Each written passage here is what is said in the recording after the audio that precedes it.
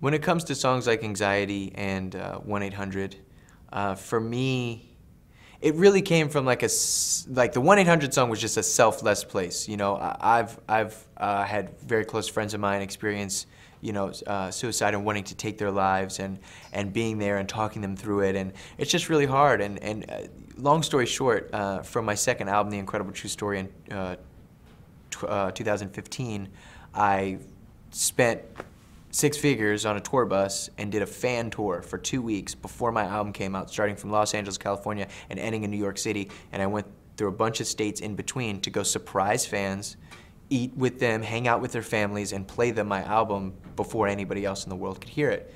And when I was there, they'd say amazing things like, "You're my favorite rapper and I love your message," but one thing that really stuck with me was like, "Yo, you saved my life." And I'm like, yeah, okay. And I thank you, but it's like hard for me. I'm like, "Thank you so much," you know, but in my mind I'm like, what? Like, this is crazy, you know? And then I just started thinking about it. More people keep saying it, you know? Mothers and fathers and sons and daughters and, you know, fans, and they're saying this to me, and I'm like, yo, this is crazy, because I didn't even try to do that. But could you imagine if I actually tried to save somebody's life?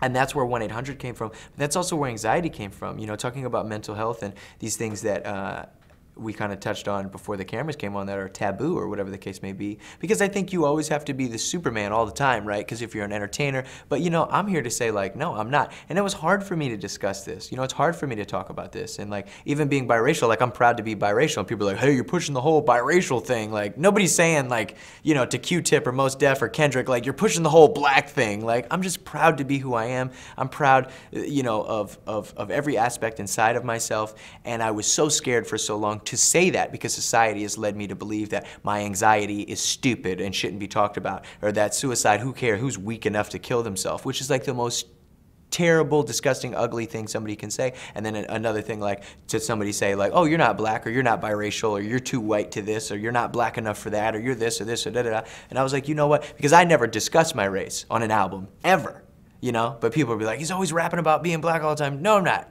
No, I'm not. But I am now, because I love it and I'm proud of it, and I will. And if you don't like it, well, then don't listen. You know what I mean? This is for the people who do enjoy it. And like I said, I was scared for so long that people were gonna, you know, hate.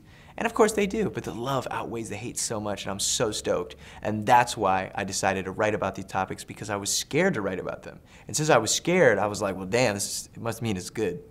You know, or at least I hope. And it seems to be paying off, and people seem to really enjoy it. But I just, man, dude, I wrote these things from like a selfless place in my heart, because there's so many people out there struggling, and I was struggling, okay? You know, my highest grossing year was my most unhappy year of my life, because I was working myself to death. Over 130 shows. Like, when I got married, I didn't go on a honeymoon, I jumped on a tour bus. You know what I mean? And I love my wife and she supports me so much, but like, I just got this tattoo that says balance yourself, because that's what you have to do. And that's what these songs are about.